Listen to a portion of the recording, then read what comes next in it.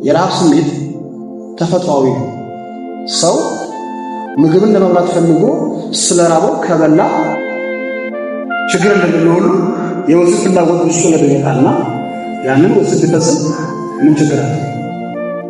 የቅድሙ የራበው ሰውየው ይስረቅ፣ ይለምን፣ ይዝረፍ እስከ በላ ድረስ ወዱ ይሞላል ጠግቦ ቀጥሎ የራብ ስሜት አይሰማም። ነገ ይገባዋል፣ ከስምንት ሰዓት በኋላ ይገባዋል። ወሲብ በትዳር ውስጥ የሚደረገው ከትዳር ውጭ የሚደረገው ተመሳሳይ ነው። እግዚአብሔር የፈቀደው ግን መንግስት ነው። የአካል ልዩነት አማኞች የሚያደርጉት ወሲብና ያላመኑ ሰዎች የሚያደርጉት ወሲብ የተለያየ የመረዳጃ ተመሳሳይ ነው። የእርካታ ደግሞ ተመሳሳይ ነው። ታሪካቱ ተመሳሳይ ነው። እያናሉ ግን በዋናነት ቤተክርስቲያን ከኢየሱስ ጋር ያላትን ቅርበት ከማሰብ ይመጣል። እግዚአብሔር አምላክ የፈቀደ ቅዱስ ጋብቻ እንባላለን። በሱ ስታይ የተፈቀደ መሆኑ መጽሐፍ ቅዱስ እንደ መመሪያ ያስተምራል።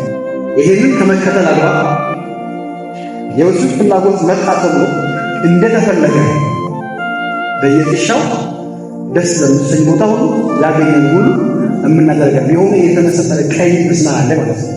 ያን መስመር እንድናልፍ እግዚአብሔር አይፈቅድም። በራሱ የወሲብ ስሜት መሰማቱ ለአንዱ ለአንድ ሴት ኃጢአት ነው የሚለው እንደምዳሜ መጽሐፍ ቅዱስ አያስተምርም፣ ሳይንስም አይደግፍም።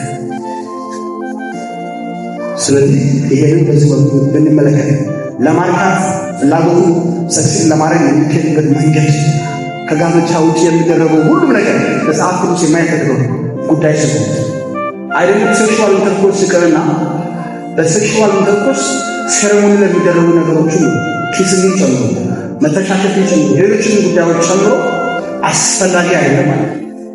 ሴክስ ብቻ ቀረች፣ ግብረ ሥጋ ግንኙነት ብቻ ቀረች፣ ሌሎች ነገሮችን የሚያገኙ ሰዎች አሉ። በጣም ጥንቃቄ እንደሚወሰድ ይገባል።